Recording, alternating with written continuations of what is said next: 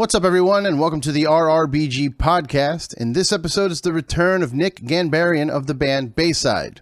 We talk about his coffee business, legal speed, and what it's like to be a business owner during these times. We talked a little bit about what he did during the lockdown. We talked about the future of Bayside. We talked a little bit about pro wrestling and Star Wars. It was a great conversation, and I hope you guys enjoy it. Make sure to follow him on all the socials at Nick Bayside. He's got a show on Spotify called The Radio Show. Go check that out. He also has his own podcast about Star Wars called Thank the Maker. Check that out. Make sure to click down there on the little subscribe button, wherever that may be. It helps us out, gets us on the algorithm for everybody else to see us. And if you get a chance, check out our Patreon page. Go to patreon.com/RRBG and get some exclusive content there. Cheers. That's cool. I've had people just not, like, no show and then, like, disappear, like ghost. Like, no. Really, dude? You could just say, hey, I can't make it. Yeah. No, I just tried to, honestly, what I tried to do is I tried to do it all. Everything needed to line up perfectly, but then of course it's California, so there's traffic on at 12:30 on a. What do you think that? What do you think that is? What do you think that drive is that gets us to, like, put too much on our plates, like people like yourself and I? Well, what it really is, I don't know how heavy you want to get, but it's Let's just get heavy right out the gate, bro. It's constantly trying to be busy because like if I was going to go deeper and be like, it's constantly trying to win my father's affection. Why won't you notice that? Thankfully, I have parental affection, even though they're on the East Coast. But no, I mean, I'm my own boss, and I've been my own boss, and I don't ever want to have another boss, and that makes me have about 4 or 5 jobs. And I tried to get some stuff, some legal speed orders out this morning that were kind of timely, and it's I plan like a musician who has a tour manager, which means when I'm home, I try to be my own tour manager, and stuff just doesn't line up sometimes. I really thought I was going to be fine, and I would have probably gotten in front of this computer at like 11:58. That's how close. I had like 2 minutes of wiggle room, and I was about 50 minutes late because there was traffic. So traffic in LA is an endeavor. I'm not looking forward to. Currently, my day job is work from home, but they're talking about the eventual return to office. Yeah, and they did this fun thing where they sent out an email, like a company-wide email, like, we're doing a survey. Who wants the opportunity to come back to the office? And like, no one wants to do that. Yeah. No one wants to deal with LA traffic. No one wants to find parking. Mm-hmm. You know what I mean? That's why I don't go to so many shows. And thankfully, I moved up towards like the tar pits in LA. Yeah. Okay. But I used to be in Long Beach. So, I mean, you went to my place, and I had to get out of there. It's just, I can't do anything. Go to a concert in LA. It's 45 minutes. An hour. I mean, I'm further. I mean, it's just weird how and we don't need to talk about traffic, but it's just weird how, like, I live in Orange, and I go to a lot of shows, and a lot of them are up in LA or Hollywood, and I just deal with it. It's been real strange since I've been home. Most of the shows I've gone to have not been in Orange County, so. If I want to go see Wolf Alice 2 nights in a row, I go see Wolf Alice 2 nights in a row in downtown LA. I mean, I can't be picky, especially with some of these bands that are either like, not from America or whatever. It's like, I'm going to spend 90 minutes in the car, but it'll be worth it. Yeah. I mean, that's what podcasts are for. Yeah, exactly. And you yourself, I mean, you've got yourself a couple. Now you're the host of the Radio Show on Spotify. Yeah. That is literally just me. Nice. I try to make that a little bit more of it's music discovery, and it's supposed to feel slightly more like an hour of radio and a little less podcasty. It's just me, so there's no interview or anything like that. I'm not saying there won't be eventually, but I have like goals for where I want it to be, to where I could get to having guests and stuff like that. The closest I get to guests on that radio show is I just have, friends, other musicians, artists, other people call in and request a song. So they send me like a 30 to 45 second clip of them record, like as if they're calling into a radio show, like it was 1988, you know? And it's just a way to get, you know, some sort of influence from other musicians or artists or creative types to see what they're listening to. And that's, to me, I'm trying to get around the algorithm. I'm trying to put a human element into music discovery, which we all, you know, a lot of people grew up on. So I understand that that's sort of a generational thing, but I know plenty of 35-year-olds who still listen to what they listened to 20 years ago because they don't know where to find new music. Having Spotify and Apple Music and algorithms and all this stuff, having every song ever created at your fingertips doesn't mean that you listen to. Yeah, it's a lot. You know, it's a lot. It's overwhelming. Exactly. So playlists are cool, and I've really started to understand how people listen to music now with streaming, and people listen to radio stations based off of an artist they like or playlists. So I'm just trying. I'm more in that field with the radio show than I am with podcasting. It's more of a human element playlist. Curated playlist. It's important, and there's so much music that's lost that if we had this technology, you know, say 10 years before we got it, like we could have salvaged.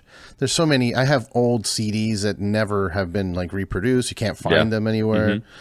Old like industrial bands too that I found from New Jersey. I'm just like, what the hell? And I've tried to like put it up in the world, but it's you know, it's one of those things. But it's tough. Yeah.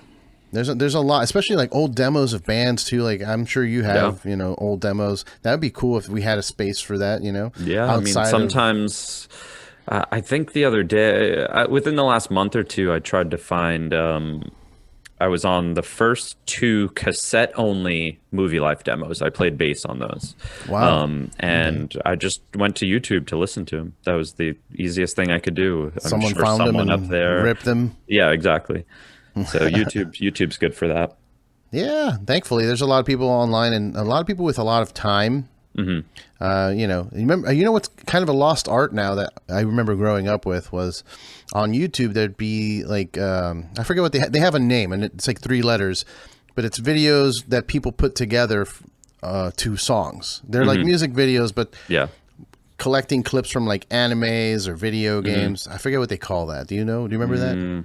OAVs or something. It had something like that. But I remember just that was a thing for a while. Like people had songs and then they would just make their own music videos. And that's kind of gone away.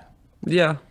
I think it might get a little weird. Not that it doesn't affect YouTube. I think that licensing has made things pretty hard. And I think now that there are digital algorithmic ways to basically run a program or whatever. I'm not going to pretend I don't know how this works, but if I uploaded something, it could get flagged without a human ever even saying that this is copyright infringement. So I'm sure that has some sort of effect on that, because if you're putting anime to a song, that's like double copyright infringement. Yeah, right.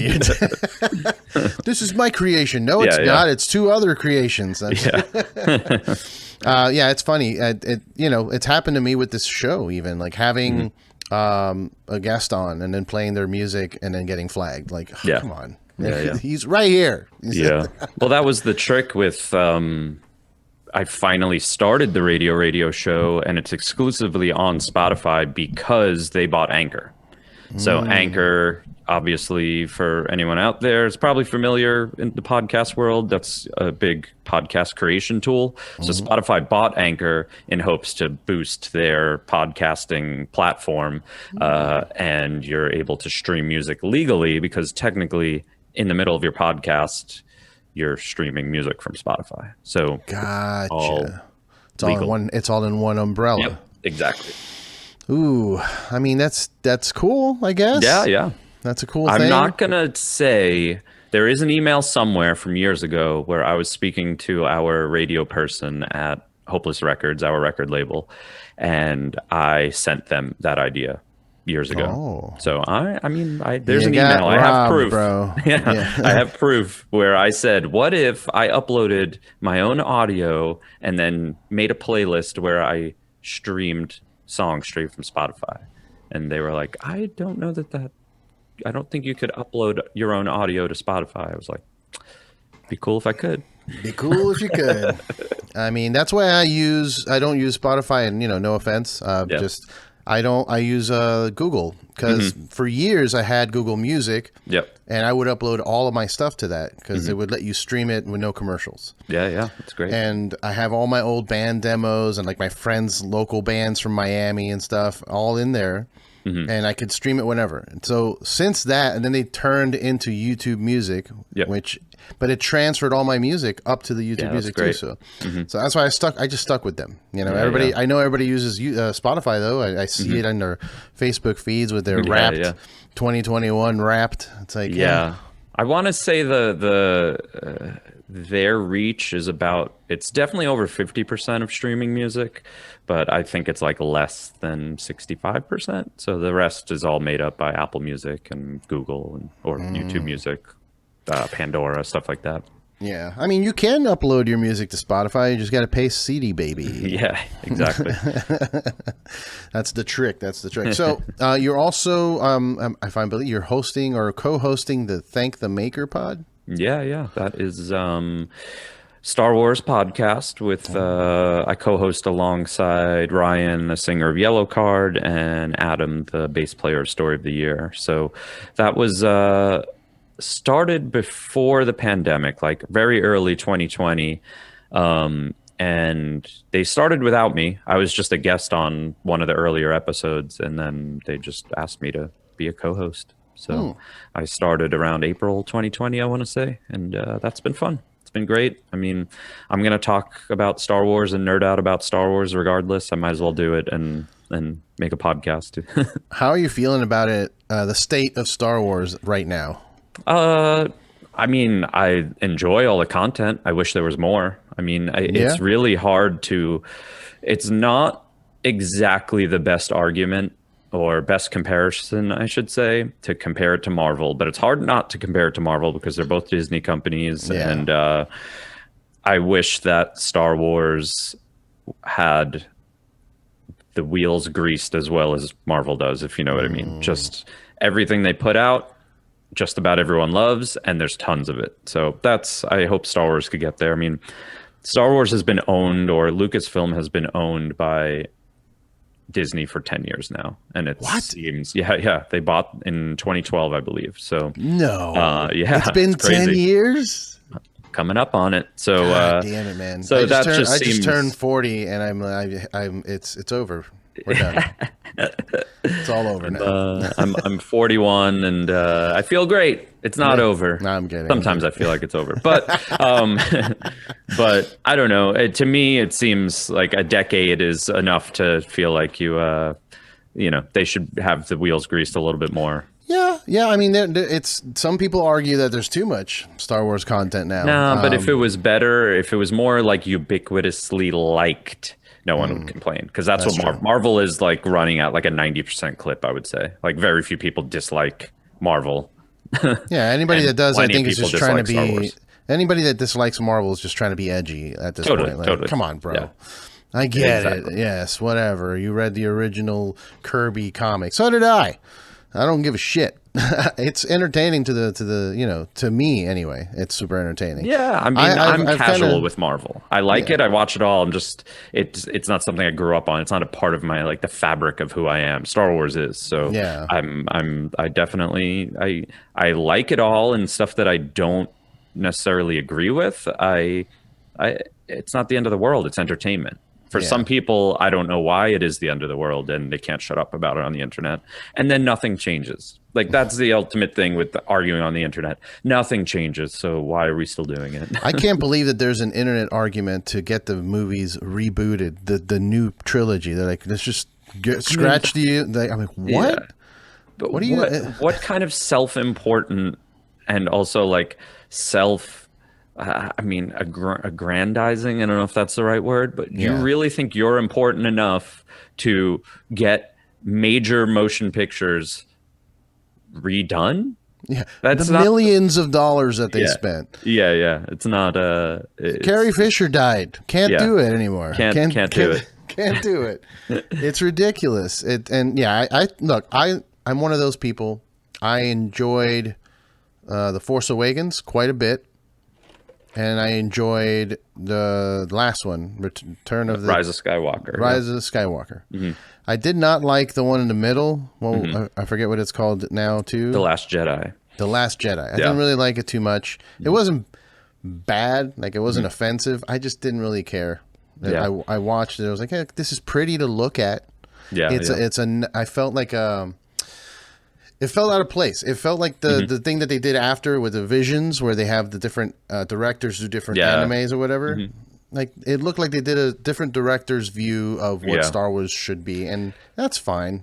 Yeah, that just goes back to my greased wheel comment. There needed to be, it would have, in retrospect, it's too late now, I'm not going to complain about it. In retrospect, it would have been good to have same writers, directors do an entire trilogy. And for some reason, it was like a baton passing. And I think Rian Johnson clearly is an excellent writer and director. He's the one who did The Last Jedi. He also did Knives Out, which is one of the best movies I've seen in years. I really like Knives Out. Yeah, so he's certainly capable, and he's certainly he wanted to expand what Star Wars was, and I think that people weren't ready, because Force Awakens to me was a soft reboot, and it was a lot of familiarity, and people liked it, and any detractors said it was too similar. So I think he went, visually it looked like Star Wars, but thematically he tried to grow Star Wars, and there was a backlash because people aren't ready to grow and face their own fears and face their own inadequacies. And that's kind of what the character of Luke was in that. It was an old grumpy man. And guess what? Everyone who didn't like The Last Jedi, they're old grumpy men. Yeah. I'm an old grumpy man. No, I mean, I am too, but it's just something that, I'm not going to lie. I had a straight up panic attack after I saw The Last Jedi because it wasn't what I wanted. But I calmed down and I went and watched it for what it was, because ultimately I'm a fan of Star Wars. I'm not apologetic about it, but I mean, you got Jar Jar on your table there behind you. I'm not. That's my biggest gripe with the whole thing. People bitching about the new trilogy. I'm like, did you forget about the prequels? Because boy, oh boy, did I suffer through those. Yeah, and these are great compared to the prequels. Yeah, and and they are, and I have plenty of love for a lot of the stuff in the prequels, but that's what's funny about people complaining about things, and they want like the head of Lucasfilm fired. It's like, George did the prequels too, and you didn't like those either. Right. So George is only 50% on things. Bring back George Lucas. For what? More Jar Jar? What are you talking about? And what's funny in the last year or two is his ideas for the sequels came out, and it was bonkers. It was truly bonkers. Like, his average easily would have went down to 33%, because it would have, story wise, people would have been like, what is this? Can you please bring Luke Skywalker back? What was I saw a cool little, I think it was a fan theory where they said that that Jar Jar was actually a Sith. Yeah. I saw that. It's pretty funny. I mean, all right, there's a lot of empty, the thing with a lot of Star Wars storytelling is there's just a lot of empty space. So like there's not a lot of exposition because the exposition kind of comes later, and they work backwards. So there's plenty of unwritten stuff about Jar Jar. So someone just really put together, I'm pretty sure it's a YouTube clip or something like that. Someone put together a theory. Yeah.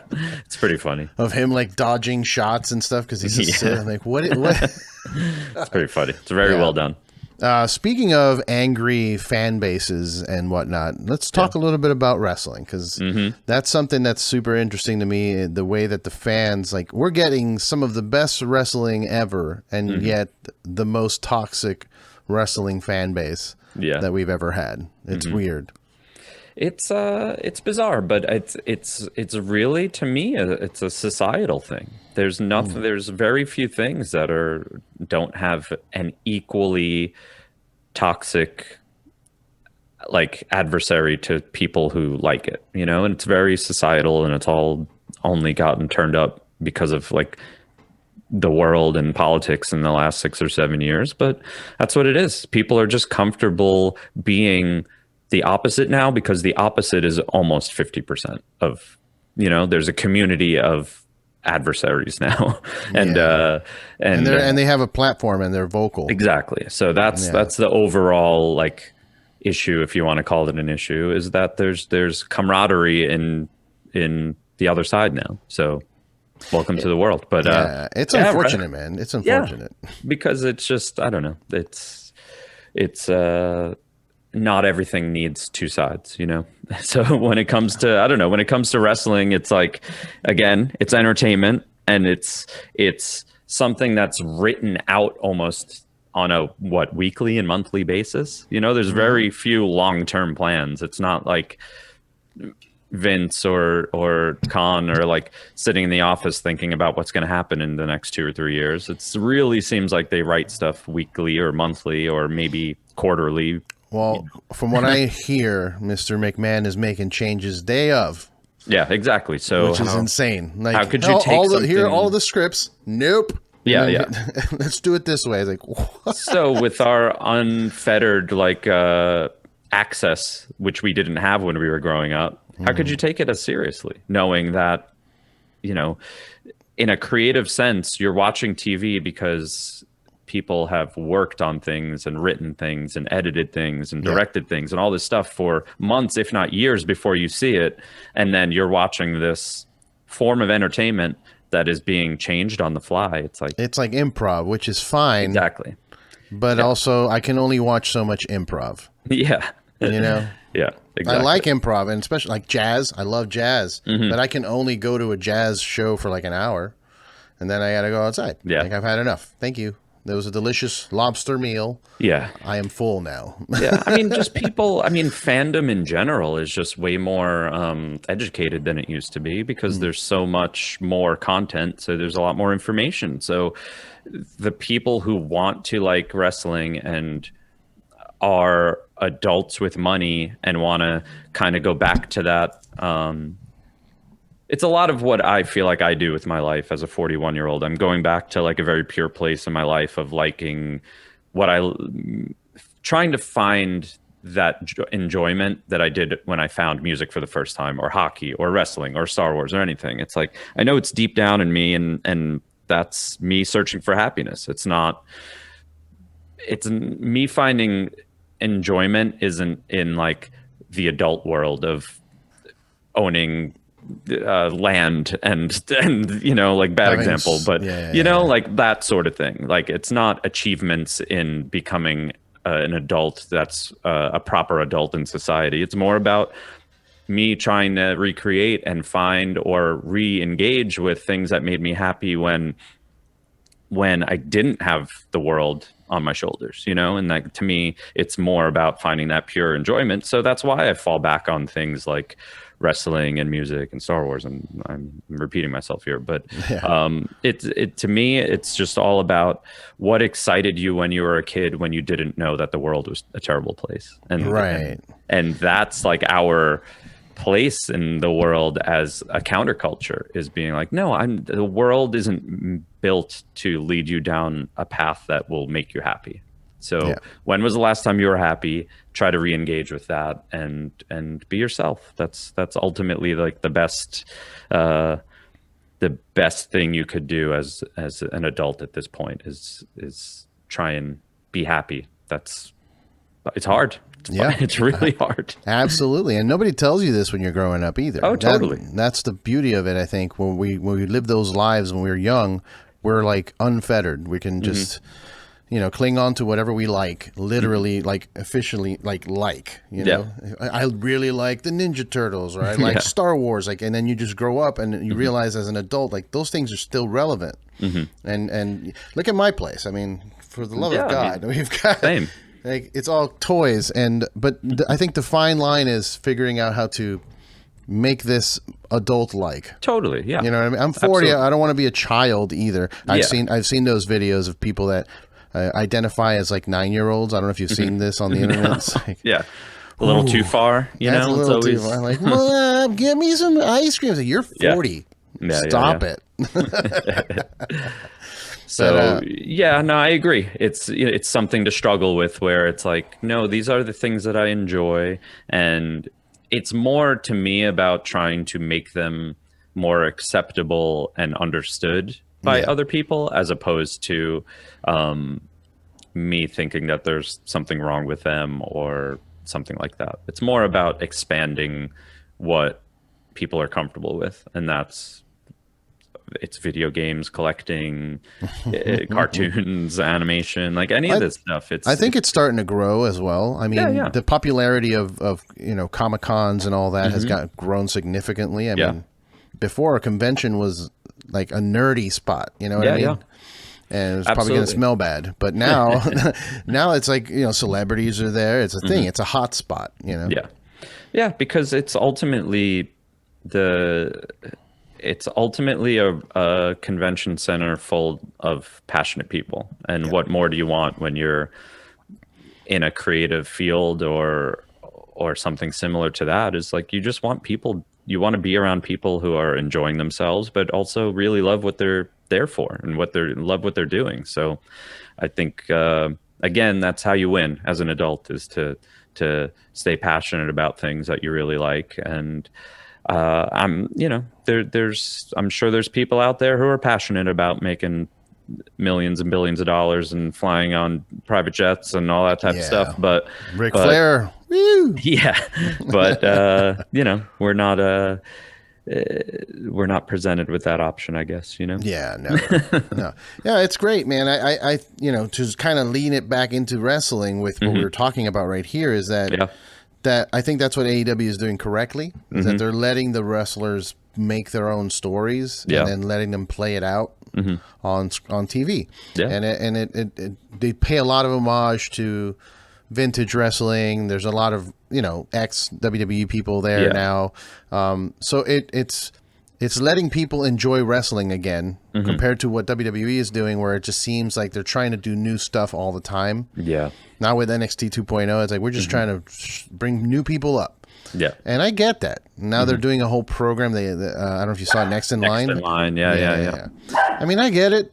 Some of the diehard wrestling fans are like, oh, this is bullshit because now they're going to have, athletes that aren't wrestlers. And I'm like, yeah, but I mean, Macho Man was a baseball player. Yeah. And like there's Brock Lesnar was not a pro wrestler. Like or even like Steiner's son Braun. Like they're all football college, players. Roman Bianca Belair was a CrossFit. It makes sense because not everyone at this point. There's tons of people trying to be professional athletes, but a lot of people fall short, and it doesn't mean that they have to go work in an office. There's, there's wrestling. There's other things that they could do while being an athlete. They don't have to be in one of the major sports to be successful. Yeah. But AEW, it's definitely, full disclosure too, like I've really only gotten back into wrestling in the last, half a year or so. And it all started with my friend Brian. He's an in-ring announcer for Major League Wrestling back east. And I was just chatting with him here and there. He's big into wrestling, and he's like, that Peacock bought the rights to WWE Network, and I'm like, oh, I have Peacock. Okay, cool. I'm gonna start watching. I just started watching every Royal Rumble, and that was like from the beginning. Who won the first one? Like Big John Studd or Hacksaw? I forget. Who won the actual first one? I forget. I think it was Hacksaw. It was Hacksaw Jim Duggan or Big John Studd. I don't remember, but I just started watching year to year. And then you got into like the Attitude Era, and I was just like, oh man, I remember this. And then I just started to really be like, man, I was into wrestling up until like 99, 2000. And then I was just straight up out. I don't remember weaning myself out. I just, all of a sudden there was a line in the sand when I started watching Royal Rumbles where I'm like, I don't remember any of these people. This is insane. So My buddy Ryan, who Yeah. he's been into wrestling, and we share a lot of fandoms, and that's one that I just kind of got back into because I had plenty of time to kill during the pandemic. I had no career, we couldn't tour. Yeah. So I just started watching Royal Rumbles at night, and when it got up to the kind of last couple of years and the women started to have Royal Rumble, I was just really excited. There was something more exciting about it to me. And then the second I saw Bianca Belair and how awesome and cool she was, I was like, all right, I'm in. Like, yeah. I'm truly like a fan of her, and it's not like an attraction thing. I think she's a badass, and I think she's a great athlete. And I was like, this is my favorite wrestler. Nice. This is how I come into modern wrestling. This is like my anchor was Bianca Belair. She's very awesome. And yeah, I just started to watch, and it to me, it's still like able to be casual about it, because I know that it's, again, this thing that changes on the fly. It's like an acrobatic soap opera, and it's like acrobatic soap opera. Yeah, I don't need to lose my mind over this sort of yeah. thing. It's entertainment. Again, it's not something that it's something I enjoyed when I was younger, something I enjoyed as like a early adult, my like late teens and early 20s. Then I fell off for a minute, like I said, and now it's just another thing to like with my friends and chat about and send each other memes and watch videos and keep up with drama, like that type of thing. Cool. Yeah, man. I mean, I'm kind of similar in the same vein. When Stone Cold retired, that's pretty much around the time I stopped watching. I missed all the big, I missed John Cena's whole thing. Yeah, same. Didn't watch any of that. I didn't watch any of the Shield or Danny O'Brien, any of that. I missed all of that. Yeah. And then I got back in with local shows. And that's what got me back in. Yeah, I just started to do a couple. I went to 2 so far. I went to the first LA fights. Oh, nice. GCW? Yeah, and then last week I went to a PCW event. They were both in Boyle Heights. They were both at the same venue. PCW? Yeah, PCW Ultra was last They're Thursday. Not doing it in Wilmington anymore, down south? No, I don't know if they are. I think actually the next PCW one is in Wilmington, because I had to look up where that was, because I've only lived here 5 years. I don't know where everywhere in California is. I was like, Wilmington. But sounds like North Carolina to me. Yeah, exactly. So yeah, those are fun. I really appreciate going to those. Just in a vibe sense, it's like going to a show. It's like going to a punk show. Yeah, man. I had a bunch of friends back in Florida that would try to get me to watch the pay-per-views with them, and I'm like, I'm just not into it anymore. I'm good. And I would just go to hang out and get drunk and whatnot. Totally. But then when I went when I moved over here and I went to a couple PCW, I went to bar wrestling, and I saw how it's kind of like the local music scene. There's people there that they're selling their merch. Everybody's at their tables, trying to sell merch. Like, this is cool. I like this. It's a little punky vibe to it, especially bar wrestling, where it was standing room only. The beers were $5. It was like madness, pure madness. Yeah. Now I'm waiting to go. Like, I know the ones I've went to are very. I don't know. There's not too many people there. Like, it's not like, oh my God, nobody's here. But it's not like a packed house like some of the more bigger ones back east, I want to say. It's not like, I see videos of like Matt Cardona doing whatever he's doing now. I'm like, that's packed. Like, for indie wrestling, there's a lot of people there. The couple I've gone to so far are well attended, but they're not like that. It's like Nick Gage. It takes him like 20 minutes to get to the ring because the crowd won't let him in. Totally. Yeah, I haven't been anything like that yet. Yeah, I mean, I'm still not ready for something like that, by the way. If I do go to something like that, I'd watch it from afar. I don't think I'd partake. I'm slowly easing back into the world of hanging around other humans. Yeah, I'm trying to trust things here and trust the vaccine and masks and all that. And I've been going to shows, and I've been around people, and so far so good. It's brought some joy back to my life, needless to say.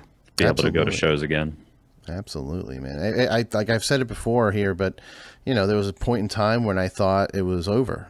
Live music. I thought we were done. Yeah. I had a teary moment here, sitting in my living room watching a live stream. I'm like, this is it from now on. Yeah. This is it. These fucking live streams, and I had like a meltdown. I'm like, I don't want this. Yeah. It's I mean, speaking as someone I've based my entire life and my self-worth and just my career is that, and there were a lot of times talking myself out of that exact sentiment where I was like, what do I do? Like I do a lot of things with my free time that being a full-time musician allows me to do, like having 2 podcasts and a coffee roasting company and like all this stuff that I love to do is all because Bayside tours 2 months out of the year and I make all my money in 2 months, so I have a lot of time to do things. And that's great. That's an amazing position that I'm in that I'm super appreciative of. And I allow myself to relax, but also, like I said, coffee company, 2 podcasts, like I have a little bit of a schedule every week.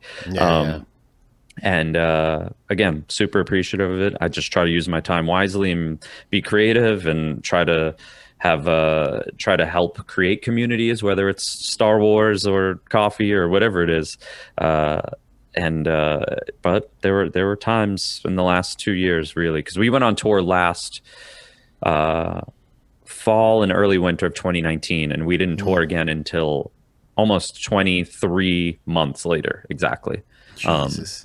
So we didn't make any real money for almost 2 years. It was really a tough thing, and I just really wondered if it would come back is one thing, but would it ever be the same? Like I knew it would come back somehow. I didn't know when, which was ultimately the hardest thing, was to not really have an end date, and we still don't really, and we're seeing things kind of take a few steps backwards right now. But the hardest thing was it going to be the same? And honestly, the tour we did, some of it was the best we've ever done and some of the best, best shows we've ever played. But as far as it being fun, it was a lot less fun every minute of the day that we weren't on stage, because there was so much protocol. There was so much safety.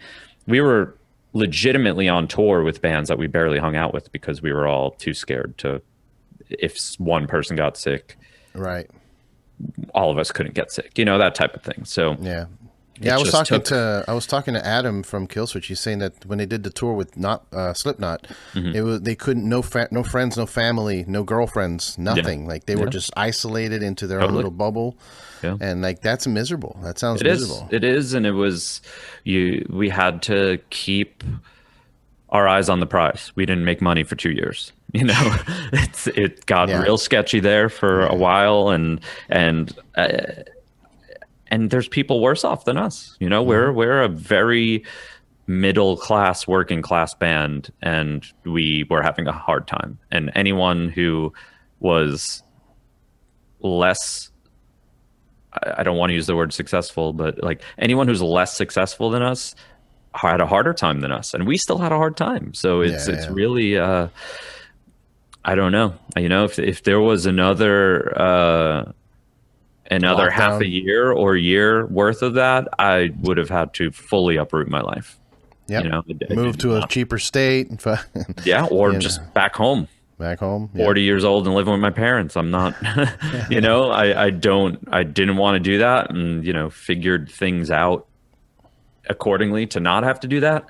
But another half a year worth of lockdown or not playing shows, I think that would have been sort of inevitable. Yeah, for sure, man. Yeah, I mean, I'm super grateful that I ended up getting a day job that I could do from home during the pandemic, because otherwise, I mean, I was doing beer before, and so many beer reps out of work. Nobody's buying beer in restaurants. Totally. Yeah. Bars are closed. All venues are closed. It's terrible. A lot of breweries shut down during this whole thing because they couldn't find, their footing. But I'm glad to hear that you pulled it off, and and you seem to do the like the podcasting and focusing on the coffee does help. Shift. Yeah. It was strange with Legal Speed. It's the most time Chris and I got to dedicate to Legal Speed because we had nothing else to do. Yeah. And it was technically our best year. Like I know it'll be an outlier. I fully expect our like financials to come in at the end of this year and for us to have made less money than we did in 2020 as a company, to gross less money, I should say, because we put in full-time hours. We did more projects than we ever had. Cafes, except for like the really early stages of the pandemic, like March through June or so, cafes were sort of closed then, but then they just opened back up because that's what we all had to do. We had to move on and try to get business to be as usual as possible. So the cafes we supplied were pretty much back online, and we did a lot of projects with bands. Speaking of wrestling, we did a pretty big project with Cesaro, Coffee Wise, which is actually still that's still a part of our one of the things we do with our website is legalspeed.com/Claudio's Cafe, and he has a coffee up for sale there. Nice. So that's definitely projects like that we really spent more time on last year, and it helped us really grow as a company and stay afloat financially. And then this whole year of 2021 has just been trying to feel out and figure out what the road in front of us looks like, and it's constantly changing. So it's something, I think, as long as you realize that there's no like new information and new I guess just new information that you get daily changes your path, and that's something we have to just constantly be on our feet about. Is all right, it seems like there's a lot of stuff could be for the winter months here could start to really be weird again. And what does that mean for us? We'll figure it out. And that's all we could do. Yeah, man. And I think that's the future because of the way society is now, where everybody gets everything streaming instantly. There's so many options to do all kinds of things. Creatives need to be multifaceted. You can't just be in a band anymore. Like, it's not enough. If you're in a band, you got to have a Twitch stream. You know what I mean? You got to have a Twitch stream where you play your riffs on a weekly basis. Do something. You got to do something, because just doing the one thing these days is not cutting it. Yeah. So. It's for most people, yes. It's certainly there are bands that are for creatives that. I try to not be a jealous person, and I think I was a lot more jealous the younger I was, and now I'm a little bit more of a realist. But there are certain people and bands that just do take off, and it's not like they take off in the sense that they did in the 80s or 90s where they're selling millions of records. But if someone took off and made double or triple the amount of money that Bayside did, like, they're doing pretty good. You know, and usually those people are a lot younger because that's part of the package. It's good music that resonates with younger people, and they themselves are somewhat young, like maybe a little bit older than the crowd that they draw. So hopefully all these bands grow creatively and have a good career, and they're not like flash in the pan big bands. That's definitely important. But yeah, I mean, you're fully right, and a lot of that has to do with 2 decades of digital music. It has a lot to do with the death of physical music, and the first 10 years of digital music was figuring out how to make music I don't want to say profitable, but worth something. We went from CDs to everything was free on the internet, panicking, trying to figure out how to make people pay for music again. And then iTunes was 99 cents a song. And then, another 10 years go by and everyone's paying $10 for a month of unlimited music on Spotify or Apple Music or whatever. So it actually has been 2 decades worth of trying to figure out what digital music is. And coming from a musician, I hope it keeps evolving, because we make no money. We make laughable money off of streaming music. Yeah, even if you do make a vinyl, for example, like those awesome collector's editions or whatever, like different variants with splatter vinyls and whatnot, you're not I mean, the label's making those. Yeah, I mean, we try to do what we can to make the most off of our name as we can. And I don't mean that in like we're not just making bullshit and trying to make money. We're trying to have our profitability off of what we release be the most amount of profit that we can. Yeah, I mean, the streaming thing would be a life changer for most musicians if streaming royalties were a little less offensive. They're truly offensive because I said this on another podcast maybe last week, but I don't think it's not on the radar for people to even care about what musicians really make royalty wise, but it's different per platform, but all of them are less than 1 cent. Less than 1 cent. Yeah, there's just a few zeros in front of the 1 cent. So that's offensive, but then you think that a band like mine has 4 people in it. You're splitting things. It's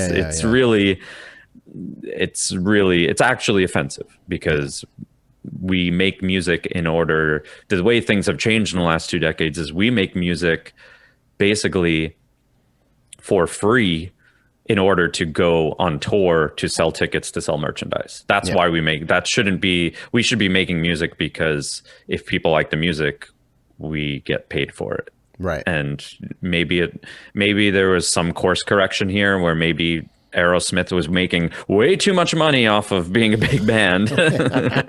Maybe there needed to be some sort of course correction, but it's like overcorrected the wrong way. Yeah, somebody should have done the budgets for the Aerosmith tours. I mean, dude, I was doing stage production. That was one of my first shows ever. Was Aerosmith and Lenny Kravitz at one of the Miami arenas or whatever. Yeah. And fucking Aerosmith shows up with 28 18-wheelers. Yeah.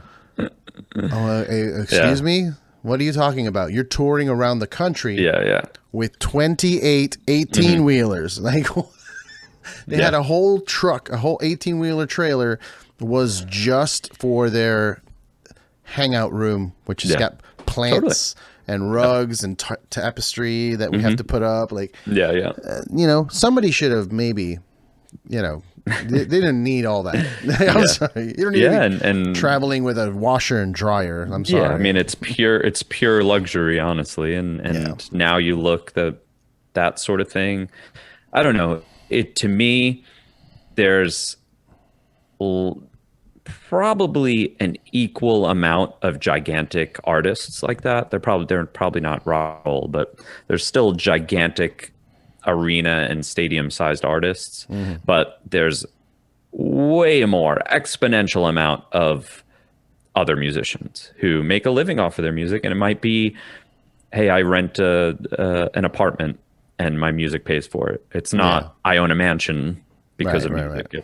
It's people getting by on their music. And like I said, I wish there was it kind of overcorrected to the totally other way, but I hope that it keeps working towards people.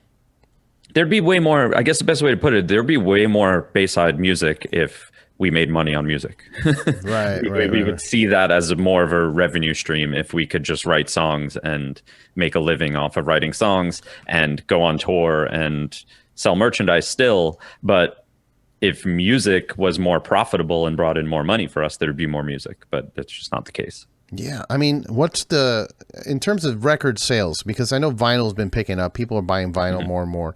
So in terms of actual record sales, like, is it worth putting out the vinyl for you guys? If we're going to put out anything physically, yes, for sure. Okay. Yeah. It's expensive, but that's Does it pay for itself? I mean, you profit off of it, but it's still, it's just not. Most people will buy a t-shirt before they buy vinyl. Right. Because most people are paying for streaming platforms. So we have to, when we're on stage, we no longer say who has our new record. We say who's heard our new record. Yeah, that makes sense. Then so you got to turn to, like, look at machines like Slipknot. Like, I went to Knotfest. Yeah. And I heard, this is something that I heard backstage, was that there's like 120 something people in their crew. Yeah. That's insane. I believe it. Yeah. But they're putting on, you know, that's people are like, oh my God, they're such a huge band and this machine. It's like, yeah, but look at all of the things they're doing. They're hosting their own festival. They're doing like beer stuff and beer collaborations. They're doing tequila, whiskey, whatever it is. The Slipknot whiskey, I think it is. Like, yeah, I think I have a bottle of that whiskey here somewhere. Yeah, so they're branching out. So even bands like that, that's what led to their success. I think it's that branching out, that creating a community. They have their maggots or whatever they call it. Yeah. But I think that's something. It's hard to do that, but it's something that people should take into consideration, maybe on a smaller scale, when thinking about their bands, you know, and how they're going to sustain it during this time with no live shows. Yeah, I mean, the longer you're a band, and we've reached that because we've been a band for 21 years, you have to realize that there's diminishing returns when it comes to some aspects of your intellectual property. That's the least rock and roll sentence that I've ever said in my life. Your but IP. That's the realization is we've been a band for 21 years. Just say a Bayside fan has been with us for 21 years and they've seen us once a year and bought a shirt every year. They have 21 Bayside shirts. That's too many Bayside shirts.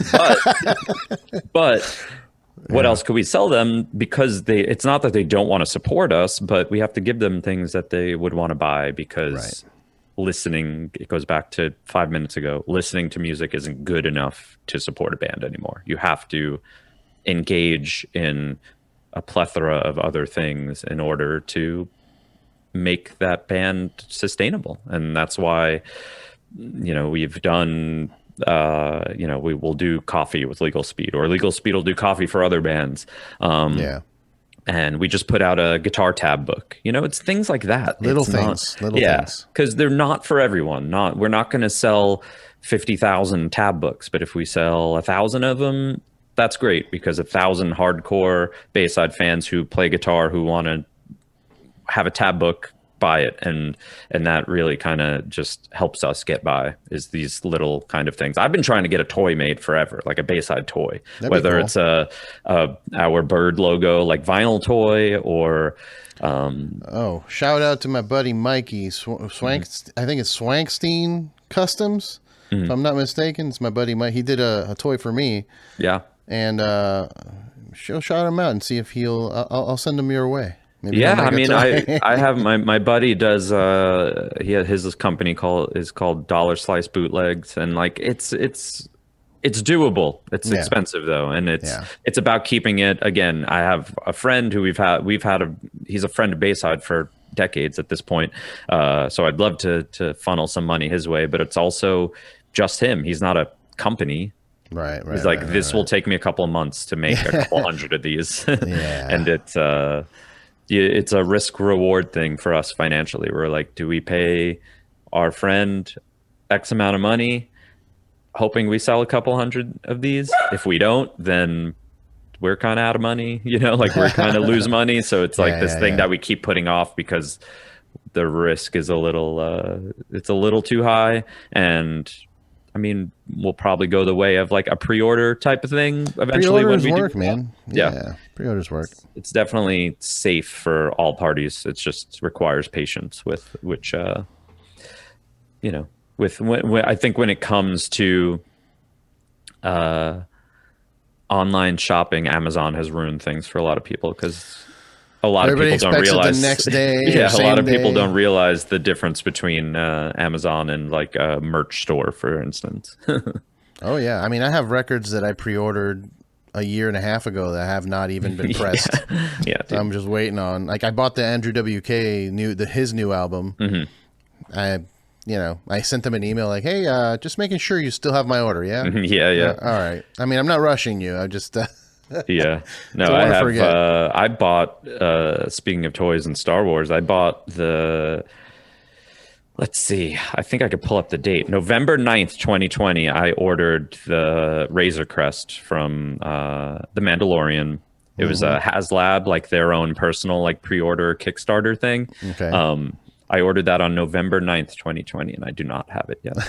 But yeah, you can't hate on that. You know, I mean, you got to make it by hand, and you know, for me personally, one thing that's got me buying merch from bands, like I can't buy any more shirts. Yeah, exactly. I have way too many shirts. Shirts are cool, but like, you know, one design every few months is fine. I don't need you to drop 20 shirts on me every week. I can't do it. Yeah. But I've been doing like I just got the Matt Pike lyric book.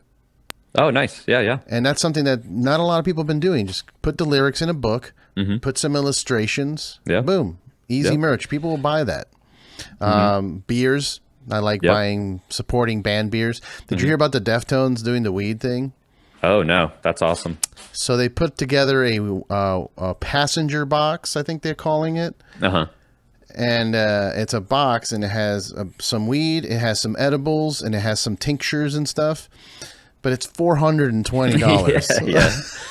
Yeah. Which is also kind of offensive because you think about it, like that's not the actual value of the stuff. You wanted to price it $420. Yeah. They worked backwards from that amount. Yeah, that's the kind of stuff, you know, I like when bands do. I can't pay $420 for that for Deftones, but no, but somebody like there'll probably be 1,000 people who will, and it's worth doing because of that. But we have a beer. I haven't gotten it yet, but we have a beer with a brewery out of Vegas called Beer Zombies. I know Beer Zombies. Yeah. We did a beer. We tried to get it out in time for the tour, and it just didn't really work. But it is out now. I'm waiting for a package to come any day now. Where I've actually even tried it yet, but it is available. People have been buying it and tagging us, and I'm pretty sure if you're at like the Brooklyn Bowl in Vegas, they have it canned there. I don't know how much inside baseball I should go, but I'm hoping I can probably find that beer soon. Cool. Yeah. Because I know Beer Zombies. They're kind of like a gypsy brewer. They brew in different spots. Yep, that's how when I met with somebody. It was here in Irvine, but they're based in so did you go to the Taps, I think it's called? Yep, exactly. Okay, yeah. There's I have a project there too. I can't talk about it yet. Okay. But yeah, they make great beer. I mean, to me, they're one of the best producers of beer in terms of the quality. It's the closest I've come to seeing Cigar City quality beer in California. Yeah. I think it's something about the water that they're using. Yeah, that's a big secret ingredient to a lot of things like coffee and pizza and beer. People don't realize. Yeah. Coffee is all water almost. Exactly. You know? It's just water running through beans. Like the easiest thing, the best way for me to describe how important water is to a cup of coffee is when I make a cup of coffee, it's about 15 grams of coffee and about 230 grams of water. So it's pretty important. And then obviously there's always the debate about pizza and East Coast, West Coast, New York, and all that type of stuff. And the more affordable reverse osmosis, like water filtration systems are, which they're tens of thousands of dollars, if not more, the more important those become to someone's business, I think you'll start to see a lot better coffee, a lot better pizza, a lot better beer. Water's huge to all of this stuff. And, you kind of just need a system, a filtration system. Yeah, good filtration system. And brewers, they do a lot of treatment, but it all depends on what you're working with as a base. In Florida, they do treat their water there, but still, you're getting water. The water from Florida is one thing, especially the West Coast. Tampa water is awesome. I don't know what's up with Tampa water, but it's good. You would think that East Coast water sucks, though. I mean, I grew up in New Jersey, and I never drink tap water regardless. Hudson River was awful. Can you hear? Is my audio getting weird? It's getting weird on my end. No, you're good for now, but we can wrap up. It's been an hour, which is typically what I do. So word. But it's only when you talk too. I don't know. That's only when I talk. Am I ruining it for you? No. I just don't know what's going on. No, you sound good. Okay. So, Neagle Speed's still going. Bayside, have you guys even tossed the idea around of new music yet, or like you said, you're kind of we're just starting to kind of put some music together. Not even music. We're starting to really conceptualize ideas for songs and working on touring for next year. Working on some touring. Where we're at. Yeah. February, March, I'm assuming. No, later than that. We're probably solid. Probably towards summer. Yeah. Okay. Well, hopefully, we've figured out this whole variant bullshit and Yeah. move into a time where we can just exist with it like we do with the flu. Exactly. I think that's where we're going for a lot of reasons. I think there's just an overall fatigue. And unfortunately, with something like this, which has been an issue for the entire duration of the pandemic, is if someone's not personally affected by an invisible ailment, an invisible virus that's in the air, a lot of people just aren't going to care. So that's ultimately the issue here. Yeah. Absolutely. But all right. So touring for Bayside next year, you got your shows, the radio show, Thank the Maker Pod. When's your wrestling podcast starting? We'll see. We will see. But yeah, if anybody wants to find all your stuff, what's the best place to find you? Easiest thing, I'm very active on Instagram. So at Nick Bayside on Instagram and Twitter. And really my real passion project is the radio show. I think it's something I like doing, and it comes out every week. It's not even an hour, honestly. I pick 10 songs and talk about them for a little bit. So it's really it's not even you use the term inside baseball. It's not even that in depth. It really is 10 songs. I kind of speak about whether bands are touring, kind of talk about my week a little bit. For a given 45-minute episode, I'm talking for like 7 or 8 minutes of that. It's mostly music. So It's a human created playlist. So you don't just have to sit there and just listen to an algorithm pump music, into your feed there. So that's something I just, I'm going to keep trying to grow my audience. And, it's all based in like alternative rock music and what that means in 2021. And me trying to connect the dots between something that's 30 years old and something that's brand new. Because I think that's important too. If you haven't heard a new band in 20 years, it's going to be a culture shock when I play what alternative is now. But if I connect the dots for you and I'm able to play a Bad Religion song followed by a Together Pangea song, and you could hear the similarities in some of the songwriting and all that type of stuff, then I think it'll make sense. Nice, man. Hell yeah. Well, before we go, you just popped the idea in my head, but album of the year. Ooh. It's been a good year. Yeah. Well, I mentioned him earlier, and I'll just go with the analytic answer here. The band from the UK called Wolf Alice. That was my actual most listened to record this year. So highly recommend them. They have everything that you like in 90s alternative without being a complete ripoff. They're inspired by, not derived, is the best way to put it.